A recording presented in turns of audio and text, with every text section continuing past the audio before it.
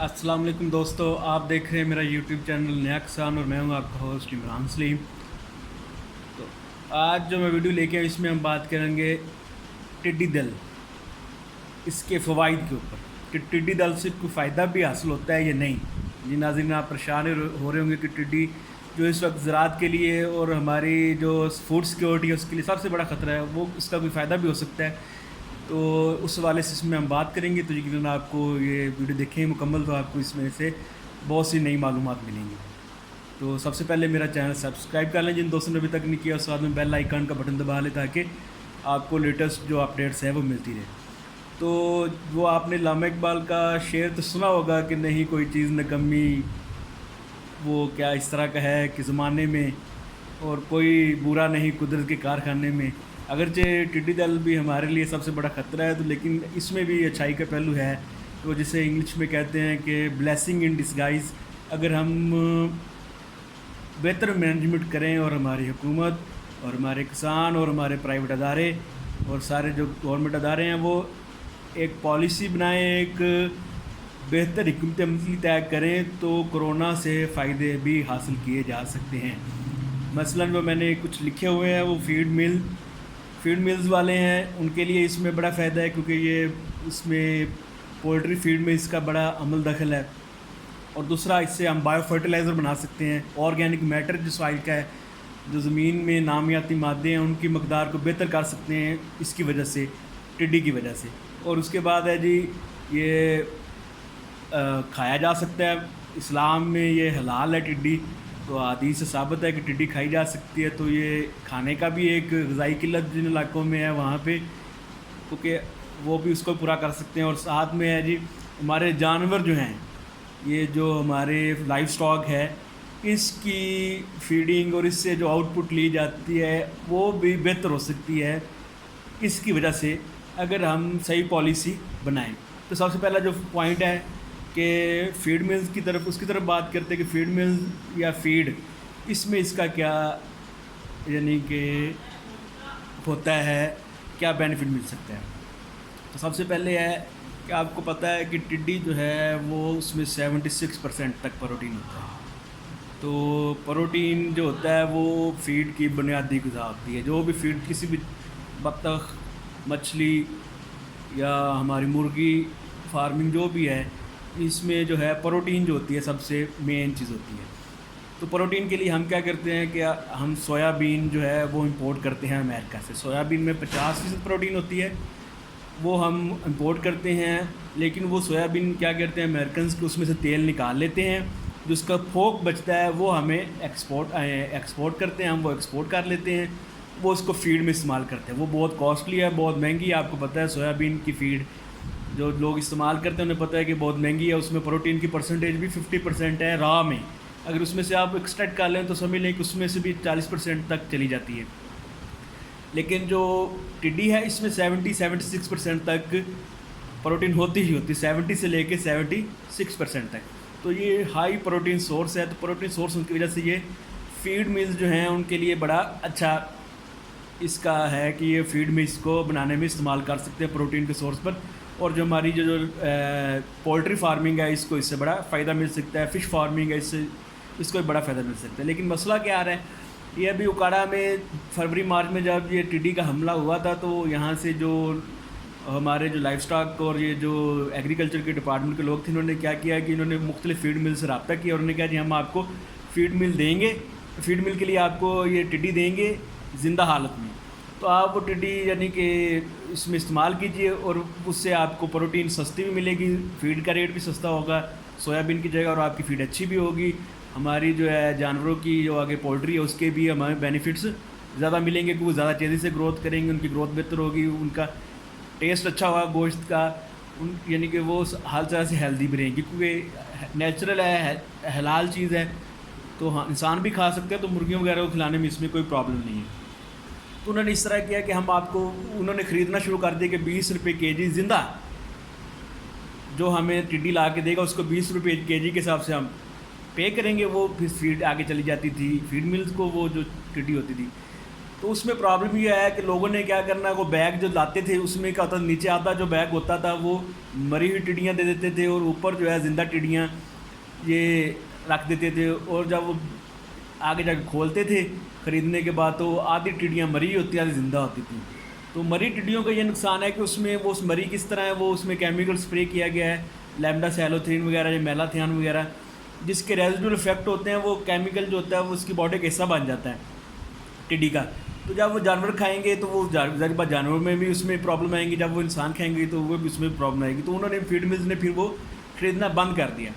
اگر گورنمنٹ اس کو ایک پالیسی دے اور اس کو ایک اچھے لیول پہ لے کے جائے تو میرے خیال میں اس کو یہ ایک ورکیبل جو ہے نا سلوشن ہے کہ کسانوں کو کہیں کہ وہ ٹڈیاں پکڑیں اور ان ٹڈیوں کے سینٹرز بنائے جائیں فیڈ ملز میں اور مارکیٹس میں، یعنی کہ یہ ذریعے ہمارے جو لائف سٹاک اور اس طرح کے جو محکمے ہیں ان کو لگایا جائے کہ وہ اس کو پرچیز کریں یا اس کو سہولت کار بن جائیں کہ وہ فیڈ ملز والوں کو بیچیں ڈائریکٹ جا کے کسان، اور وہ اس میں سہولت کار کے کردار ادا کرے، ایک پالیسی بن جائے تو یہ ممکن ہے. کسانوں کو یہ گائیڈ کیا جائے تو وہ کسان یہ کرنے پر تیار ہو جائیں گے، کیونکہ ٹڈی جو ہوتی ہے وہ شام میں رات میں جا کے وہ کسی اونچی جگہ پہ درخت پہ یا کسی بلڈنگ پہ یا کسی کھلی جگہ پہ، یعنی کہ جو ہوتی ہے زمین ہوتی ہے اس پہ جا کے یہ رات کو ریسٹ کرتی ہیں، اور یہ پھر اڑتی نہیں ہے رات میں. اگر ایک دفعہ جہاں بیٹھ جائیں پھر یہ وہاں سے اڑتی نہیں ہے، بالکل بھی نہیں اڑ سکتی، کیونکہ سورج کی روشنی ختم ہو جاتی ہے تو اس کے بعد ان کی جو موومنٹ ہے وہ بڑی سلو ہو جاتی ہے.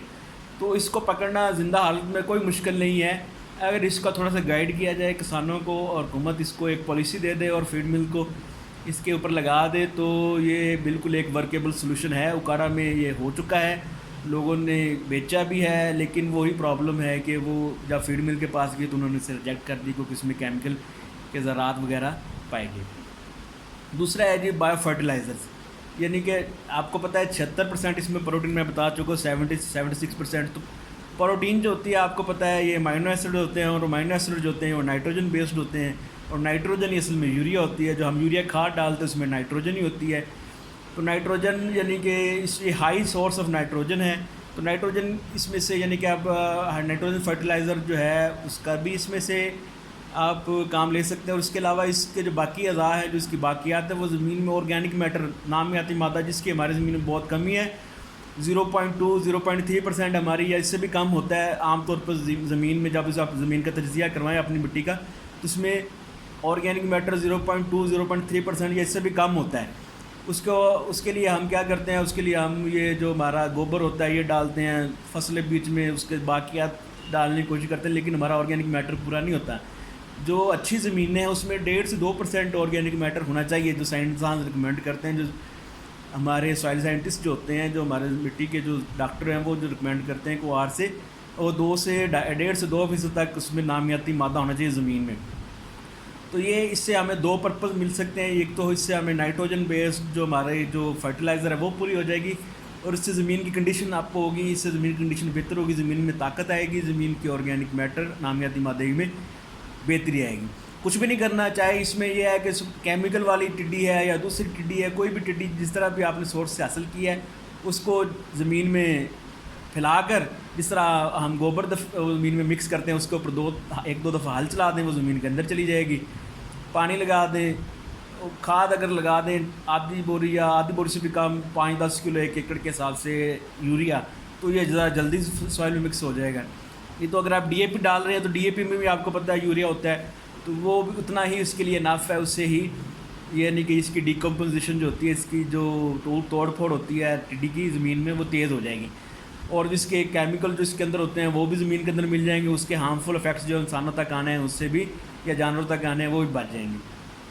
تیسرا ہے جی حلال ہے، بالکل حلال ہے. عرب آپ یوٹیوب میں لکھیں کہ عربز ایٹنگ یہ لوکسٹ یا ٹڈی آپ لکھیں تو وہ آ جائیں گے درجنوں کے حساب سے ویڈیوز. عرب کھا رہے ہیں، چائنیز کھا رہے ہیں، افریقنز کھا رہے ہیں، اور یہ اسلام میں حلال ہے، حدیث موجود ہے. میں نے دیکھا ہے یوٹیوب پہ بھی مختلف عالموں کا، مولانا راغب نعیمی جیسے مستند عالم انہوں نے بھی فتویٰ دیا ہوا ہے، دوسرے علماء نے بھی فتوے اس کے اوپر آپ کے موجود ہیں کہ ٹڈی کھانا حلال ہے، نبی صلی اللہ علیہ وسلم کی حدیث سے ثابت ہے. تو یہ ٹڈی کو کھایا بھی جا سکتا ہے، تو یہ بھی ایک اس کا فائدہ ہے. تو یعنی کہ اس کو کہہ لے کہ ٹڈی کے فوائد میں شامل ہوگا یہ بھی. اور سب سے ہے جی اینڈ پہ جانوروں کی جو ہماری لائف سٹاک ہے اس کی پروڈکشن کیسے اس سے بہتر ہو سکتی ہے. ٹڈی جہاں پہ ٹڈی کا اسپرے کیا جاتا ہے، اگر گورنمنٹ اسپرے کرتی ہے ہیلی کاپٹر سے یا ڈرون سے، ULV اسپرے سے، کسی چیز سے بھی کرتی ہے، تو نیچے جو سبز چارہ ہے، جو سبز چیز ہے، جو جانوروں کی خوراک ہے، وہ عموماً 25-30 دن تک وہ بالکل نہیں کھلانی چاہیے جانوروں کو. اس سے جانوروں میں کمپلیکیشنز پیدا ہوتی ہیں، جانور بیمار ہوتے ہیں، جانور مار بھی سکتے ہیں. تو وہ والا جو مٹیریل ہوتا ہے وہ اتنا اچھا، یعنی کہ جو آپ کا، یعنی کہ اس سے آپ کی جانوروں کو نیگیٹو افیکٹ آئے گا اسی ٹڈی کی وجہ سے. کوئی ٹڈی کا جو اسپرے ہوگا وہ اس کی اوپر اس کے ریزیڈیوز جو ہیں وہ کراپ میں رہیں گے، جو فاڈر میں رہیں گے، چارے میں رہیں گے. چارہ آپ جو کھلائیں گے جانور کو، اس سے جانور بیمار ہو سکتا ہے. تو اس سے فائدہ کیا ہو سکتا ہے کہ آپ سائلیج کی طرف جائیں. حکومت جو ہے فارمرز کو سائلیج کی طرف راغب کرے. سائلیج جو ہے وہ کئی گنا بہتر ہے سائلیج کا، جو یعنی کہ اس سے جو جانور پلتا ہے اس کی پروڈکشن اور جو سبز چارے سے چلتا ہے اس کی پروڈکشن میں زمین آسمان کا فرق ہے. یہ جو ہم کہتے ہیں کہ جو یورپ میں، امریکہ میں 35 لیٹر دودھ لے رہے ہیں، 40 لیٹر 50 لیٹر تک دودھ رپورٹ ہو رہا ہے.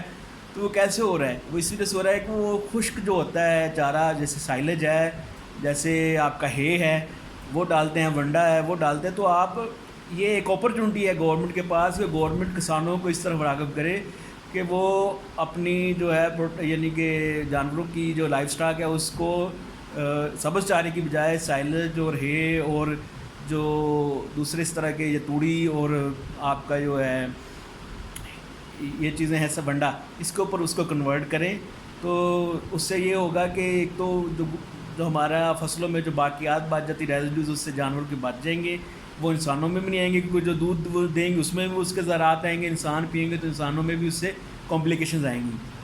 تو اس کا بیسٹ حل یہ ہے کہ سائلیج بنوائیں، سائلیج دیں، سائلیج پہ لگائیں لوگوں کو. سائلیج کا جو سسٹم ہے اس کو سمپل کریں، یعنی کہ اس کی جو مشینری ہے اس کے اوپر جو ٹیکسیز، اس کے اوپر جو کاسٹ، اس کو کم کریں، تاکہ جو ایک وائبل ایک جو ہمارے کسان ان کے لیے وائبل سولوشن بنے. تھوڑی سی اس کے اوپر ہمارے agriculture department, life stock department, private ادارے جو ایگریکلچر اور لائف سٹاک سے منسلک ہیں، وہ اویئرنیس کمپین چلائیں، گورنمنٹ اویئرنیس کمپین چلائے، ٹی وی چینلز پہ، اخبار پہ، ریڈیو پہ، اس طرح کے نیٹ پہ، یوٹیوب اور جو سارے سورسز ہیں اس کے اوپر سوشل میڈیا کے، اس کو یوز کیا جائے. ویڈیوز بنا کے واٹس ایپ میں اسپریڈ کی جائیں، فیس بک پیجز پہ ایڈ کی جائیں، کیونکہ کسان آج کل سب کچھ ہر جگہ آپ کو پتہ ہے یہ سوشل میڈیا اویلیبل ہے، کسان اس کو ضرور پک کرے گا. تو یہ میری کچھ گزارشات تھی کہ ٹڈی کا جو ہے، ایک تو یہ ٹڈی جو ہے ہمارے نقصان تو کر رہی ہے، لیکن اس میں فوائد بھی چھپے ہوتے ہیں کہ قدرت نے جو بھی چیز بنائی تو اس میں کچھ نہ کچھ فائدہ ہوتا ہے. تو جو کچھ فائدے جو اب تک ہمارے پاس سامنے آ چکے ہیں وہ میں آپ کو بیان کر رہا ہوں. تو زیادہ کردار اس میں گورنمنٹ کا ہے کہ گورنمنٹ اس میں ایک پالیسی بنا کے تمام اسٹیک ہولڈر کو اس طرف رائے کہ فیڈ ملز والے فیڈ کے لیے اسے خریدیں زندہ حالت میں.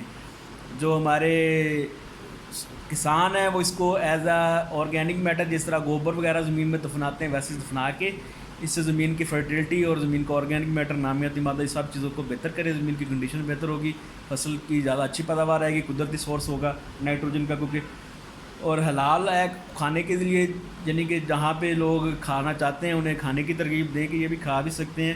اور چوتھا ہے کہ اس کے وجہ سے ہم لائف سٹاک کو بہتر کریں کہ جو ہمارا شفٹنگ ہے جو اتنی سلو ہے، پوری دنیا جو ہے وہ سبز چارے سے سائلیج پہ آ گئی ہے اور ونڈے پہ آ گئی ہے، اور یعنی کہ خشک جو ہوتا ہے ڈرائی میٹر ہوتا ہے اس کے اوپر آ گئی ہے، کے اوپر آ گئی ہے، لیکن ہم ابھی تک سبز چارے کے اوپر رکے ہوئے ہیں. تو اگر یہ اس کو گورنمنٹ پروپیگیٹ کرے تو اس سے ہماری لائف سٹاک کو بھی بہت زیادہ فائدہ ہو سکتا ہے. امید ہے آپ کو ویڈیو پسند آئی ہوگی. ویڈیو پسند آئی ہو تو اس کو شیئر کریں، لائک کریں اور چینل سبسکرائب کریں. انشاءاللہ اگلی ویڈیو میں لائف سٹاک کے متعلق کروں گا. میرا فارم ہے لائف سٹاک کا، وہ کمپلیٹ ہو چکا ہے، اس کے اوپر یہ اگلی ویڈیو انشاءاللہ میری کوشش ہے کہ وہ آپ کے سامنے لائی جائے. اس کا وزٹ کریں گے اور آپ کو فیلڈ میں لے کے جائیں گے انشاءاللہ تعالیٰ.